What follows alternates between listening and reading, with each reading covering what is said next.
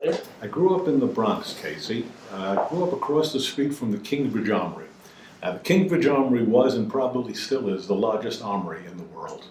At that time, there was no Coliseum, there was no Jacob Javits Center, and so the boat shows, the car shows, and rodeos were in this incredible building. And a little kid like myself would go see rodeos, and there was Buster Crabbe and Johnny McBrown, these Western stars that I grew up with. It was amazing that here I was in the Bronx at rodeos. The very first play I saw was Mary Martin in Peter Pan. And to show you how our society has changed greatly, I was about 12, maybe 13, and when Mary asked the audience if they believed in fairies, because Tinkerbell was dying, I was screaming, "I believe." Now at 12 or 13 now, I don't think any kid, not one kid in this country, even Trump country, would believe that there are fairies. I believed. Yes, yes. What were those? What do you Well, remember? off Broadway, I remember the Three Penny Opera. This was unbelievable. Talk about Three Penny Opera. What a performance. These people were just so incredible. Jerry Orbach, who I had never heard of, and he was doing Mac the Knife, which I had never heard of. Or maybe I had because Bobby Darin recorded it. I don't remember the chronology. But I think B. Arthur was in that group, and I don't know if Bob Hoskin, probably not. But B. Arthur certainly, I mean, it was a great cast. Not that I knew them, I just knew that this was an incredible evening in off-Broadway. I didn't know anything from off to on. I just knew it was great theater.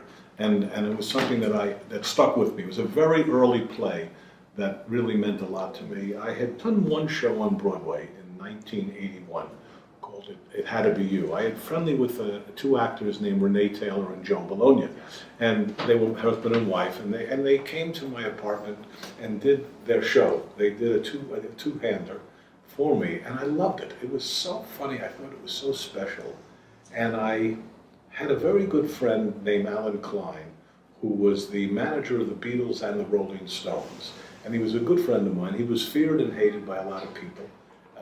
He was very, very tough. And to digress for a second, and maybe this is one big digression, but anyhow, I said to him once, we've done a lot of business together. You've bought and sold movies, and we've done probably millions of dollars. And never once did you try to screw me, because he had his reputation. And most people who have that reputation then go crazy. What do you mean? The Brene Brith just honored me. I'm a great employee.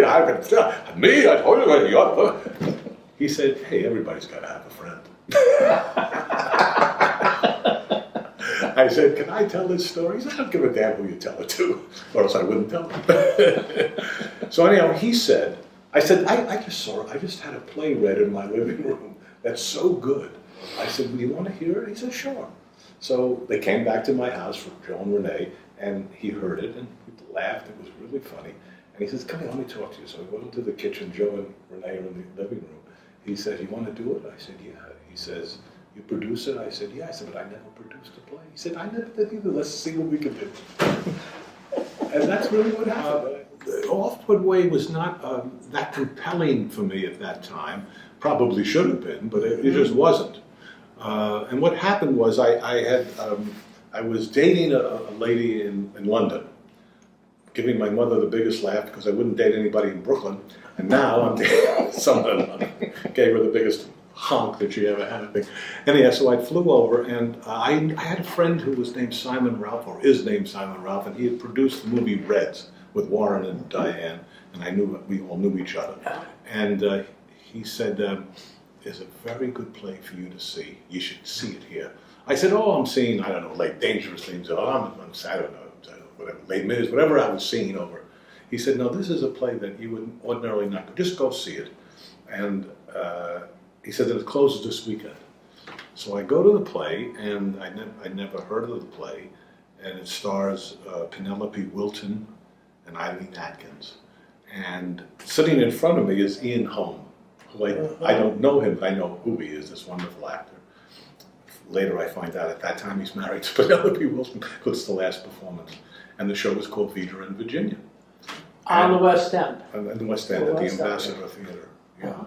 And I see this play, and I am mesmerized. It's about Virginia Woolf and her perhaps affair with Vita Sackville West. another rich woman.